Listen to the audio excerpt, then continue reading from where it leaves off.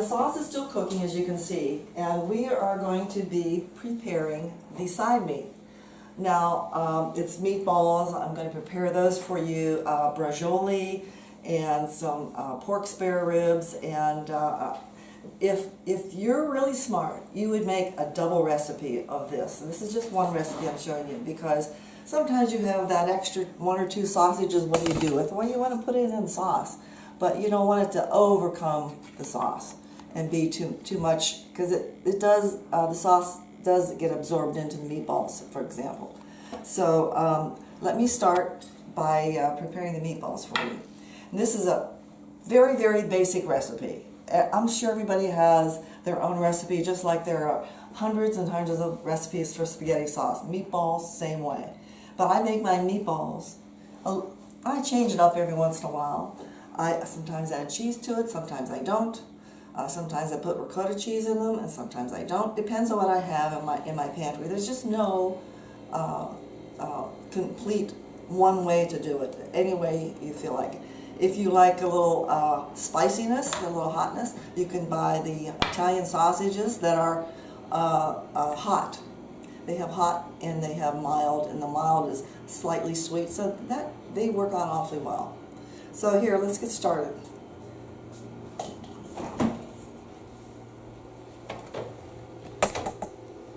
This is what I put in this basic sauce recipe.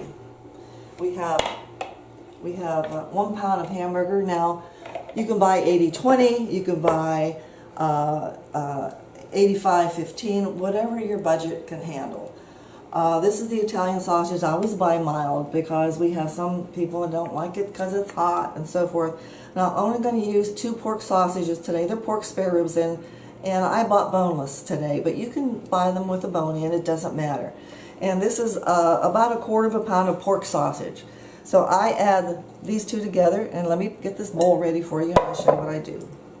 I'm just going to make this, and I add those together. And what happened to my eggs? I'm calling on my assistant, my grandson, Henry, to help me with the meatballs. Okay, Henry, so you can pour in the eggs. Okay, there you go. Just pour it in there, guy. And while you're doing that, I'll get the salt and pepper. Now you can put the onions in. I'm going to add a little salt. As I said, you know, when you pick it up with your fingers, it's hardly anything like that. It's not, you know. So we're just going to mix it. You can mix it with a spoon if you want to. You know, it goes a lot faster when you do it with your hands. Okay. Yeah.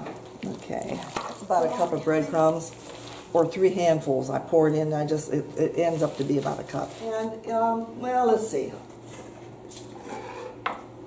I'm going to add a little bit of cheese today, because I have some. And just a handful, just like that. Okay? Yeah, it just absorbs a little bit more of the egg and the moisture and the onions and so forth. Okay. All right. Okay, Henry, you can come over here. I'm going to give you some. And you just, here, put this on here and just make some meatballs. You know, about as big as a golf ball. That's how we want it, okay? Not one. Oh, not one. Break them up into little golf ball segments. Okay, like, you know how to do it, like so. Oh, look. Boop. I know. Oh, we should get about 18 meatballs. Henry, break that in half. It's either 18 Pat meatballs or 2 Henry Fusco meatballs. Okay. Oh, I used to make them very little when the kids were small. They liked the smaller meatballs, but now that they're bigger, they like that. Okay.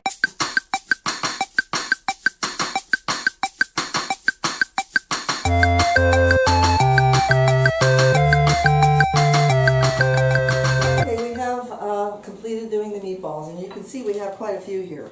And we're also going to add the sausage. And I'm just gonna, this is mild Italian, I'm just gonna prick it a little bit so that the fat has room to get out of there. These are the pork ribs. We're just gonna use 2 today. You can use as many as you want, but as I said, if you have double a recipe, then that's what you can do. You can have more of everything. A little side note, if you want to make your meatballs and you do want to add sausage, you don't have any, just take one out of the casings. Okay, that's about right. Use 1 or 2 of those and you're all set. Okay, we're going to put these in a broiler. Now I had the butcher cut a steak up for me. This is probably not the most expensive steak, but it was, I can't remember what it was called. The ball end of the steak. Blooper. Anyway, he cut the steak up for me, and it wasn't very expensive. And this looks like it'll do the job. Okay, I have about 4 out here. This looks like it's a little thinner than I want, but that's okay. We'll just we'll figure it out. So this is what we're going to do. We're going to add a little salt and pepper. You pound them out first? I will in a minute. I already pounded 2 out, so add a little pepper. Yeah, I always have to do that, because that brings out the flavor, doing all that. Now I pounded this one, and I think I'm going to pound this just a little bit more. It almost doesn't need it. They're pretty thin.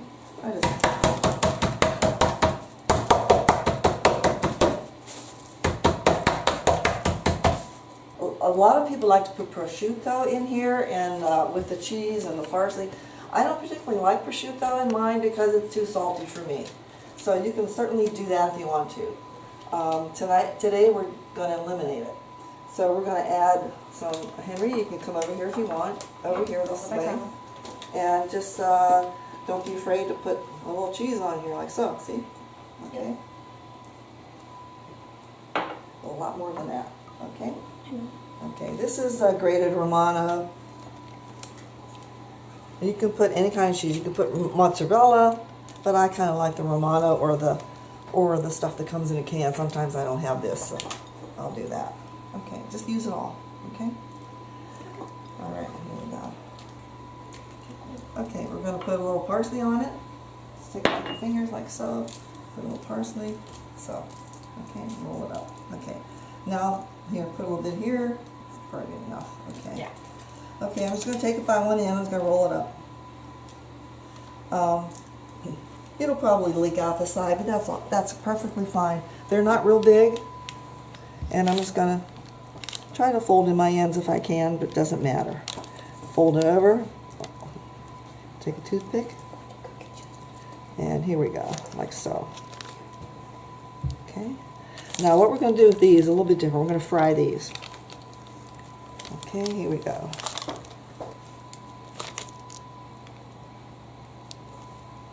These won't take long to cook.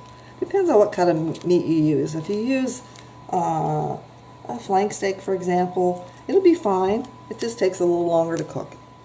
Stir that, okay? Not all the time, just every once in a while when you think about it. Okay? You need not to make one out of it, but go ahead and do it.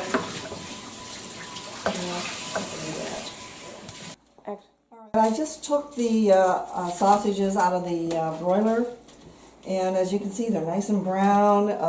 You know, you can turn them over if you wish, but mostly important, I want to show you this. This is liquid gold. This is the flavor, and this is what we want to put in the sauce.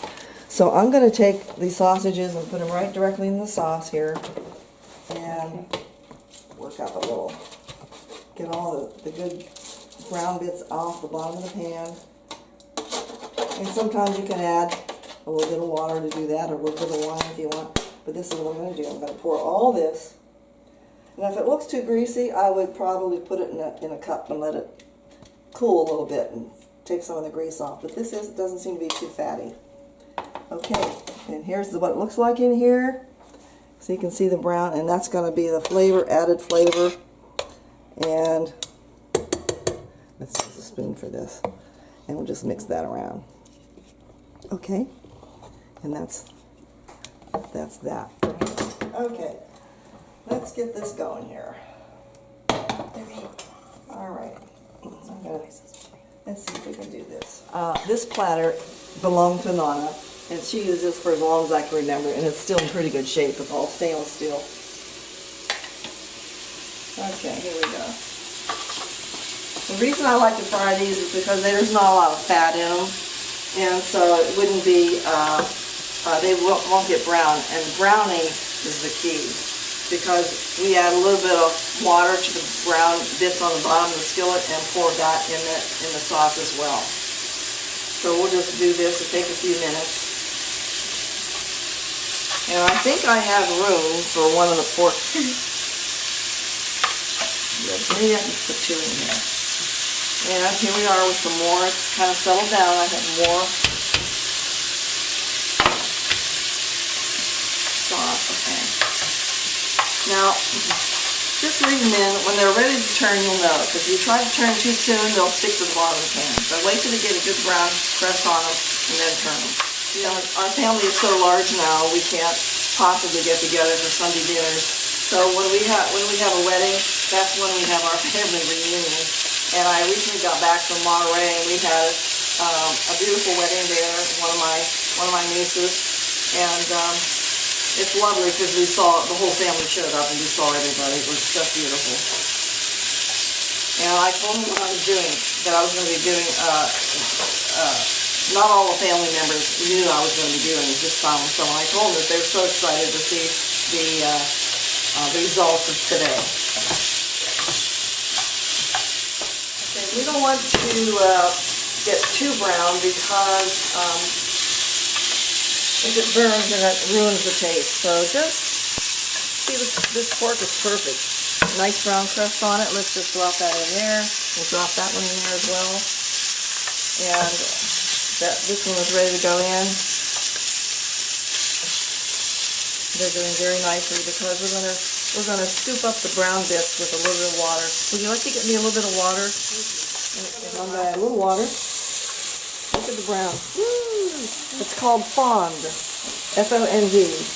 And just add a little bit of water in there. Let's see, do I need any more? Maybe not. Maybe I do. I don't know. Let's see what we get here. Are these little brown bits?